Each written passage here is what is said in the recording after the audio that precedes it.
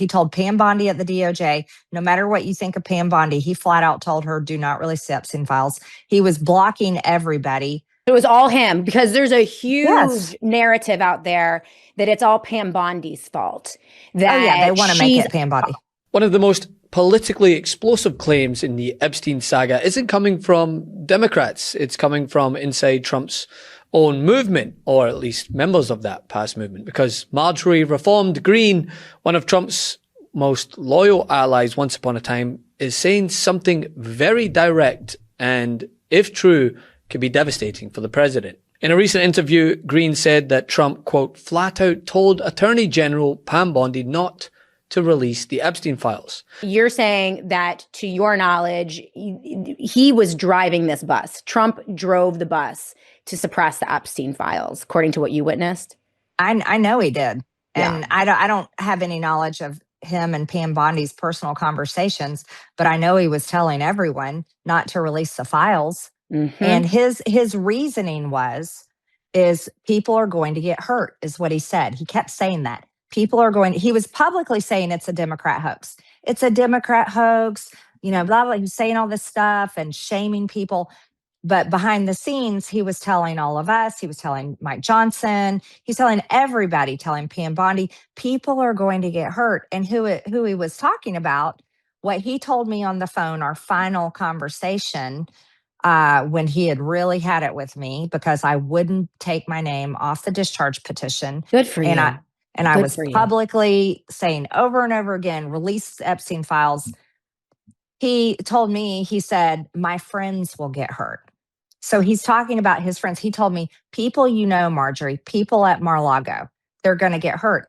And I said, people have already gotten hurt. There's over 1,000 women that have been raped by Jeffrey Epstein and are accusing others.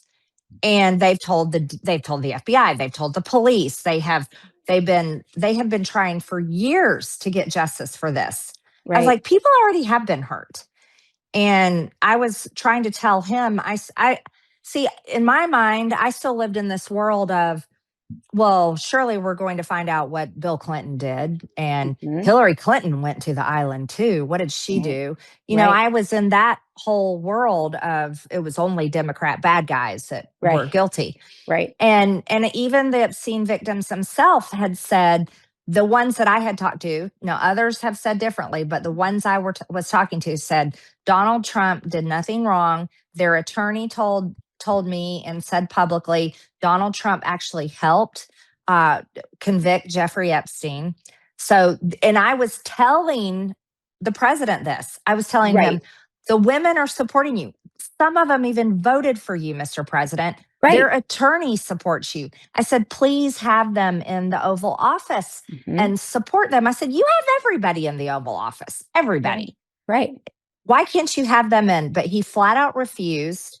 And then you saw it. Everybody saw how it unfolded. Now, full transparency. Could this just be another of her recent claims to help flaunt her book to be in the future? Because we all know it's coming, perhaps. But the thing is, the chances of us finding out whether or not it is true were giving a boost, as it was just announced by the U.S. Department of Justice's Office of the Inspector General, man, that's a mouthful, that they are launching an audit of the Justice Department's compliance with the Epstein Files Transparency Act. In a news release, the Deputy Inspector General William Blair said, quote, the preliminary objective of the internal inquiry is to evaluate the Justice Department's processes for identifying, redacting, and releasing records in its possession as required by the Act. Learned today that the Justice Department's internal watchdog, the Inspector General, is launching an investigation into the Justice Department's production of files and documents related to the Epstein case, specifically some of the redaction issues where there were allegedly over-redactions of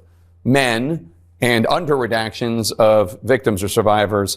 How much faith do you have that this Inspector General will be able to bring some accountability here? I think it's an important step. The role that Inspector Generals play for, in our government is really important. That's why the gutting of some of these Inspector General offices last year by DOJ and the Trump administration were very disturbing. So it's a great first step. I have no doubt that under Pam Bondi's leadership, the former Attorney General, there has been a massive cover-up under this White House at the direction of Donald Trump. That's why as part of the oversight committee, as you know, there was a bipartisan subpoena to have Pam Bondi come forward, and they have displayed just outright defiance of the law and this lawful subpoena. Pam Bondi and Todd Blanch came before us and tried to have this fake hearing with the oversight committee, closed doors, no media, no C-SPAN, nothing was transcribed. And when we realized what a sham the whole thing was, and this was their attempt to get out of the, actual hearing and actual deposition, we all walked out. And, our ranking member, Robert Garcia, and all of us as Democrats have said that we will hold Pam Bondi in contempt if she does not come forward. The hearing was supposed to be on the 14th of April, and she is clearly trying to defy the law here. The review will look at the Justice Department's identification collection and production of responsive material, as well as its guidance and processes for redacting and withholding material. And importantly, it's worth noting that they are looking at the processes for addressing post-release publication concerns. And neither of these stories bode well for the president, right? Because as we've seen countless times in the past, especially since he retook office, he wants to avoid talking about Epstein by any means necessary. President Trump multiple times called the files a hoax. The acting attorney general said Epstein shouldn't be a part of anything at the DOJ. If there are compromised government officials in those files, how can the public trust that this administration will hold anyone accountable when its own Justice Department is actively blocking the investigation? Given that, can you clearly articulate your stance on whether federal entities should have a formal investigation? Thank you. Yeah. So first of all, you said the Associate Attorney General or something. I haven't seen that quote, but here's my view on the Epstein matter. Number one, the guy was clearly a scumbag. Okay. Number two, he clearly had extraordinary connections, both with intelligence services, both inside the United States and outside the United States, and also with a lot of very wealthy and powerful people. Okay.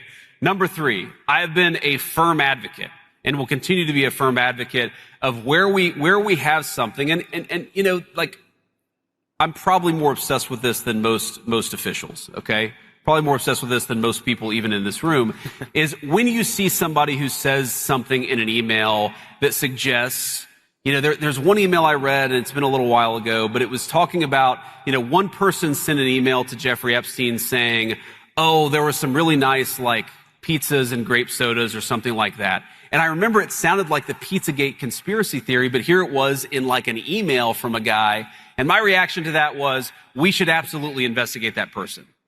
But it's not going anywhere. The ongoing pressure for full transparency was just given a new lease of life with this investigation. What happened next? You trying to get Pam Bondi in here? Yeah, I can also go find